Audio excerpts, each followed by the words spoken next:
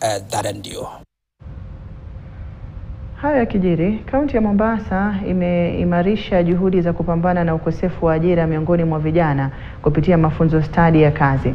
Mkurugenzi wa mafunzo ya ufundi katika kaunti ya Mombasa, Nancy Gadhigia, amesema inawaleta pamoja wataalamu na hata viwanda na taasisi za mafunzo ili kuwapa vijana mwongozo kuhusu taaluma mbalimbali na ujuzi unaohitajika katika soko la ajira.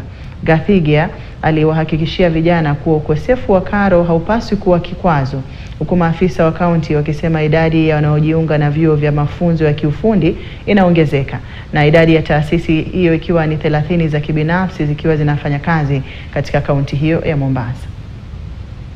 Tumekuwa pia hapa na mentors, tumekuwa na kuweza kuwa na wale watu wa industry waweze kuelezea vijana wetu wanahitaji kuwa na nini ili wapate ajira. Waweze kueleza vijana wetu wanafaa kuchukua courses gani, skills gani wanafaa kupata ndio wapate ajira. Wameweza kuelezea attitude gani wanafaa kuwa nayo kazini.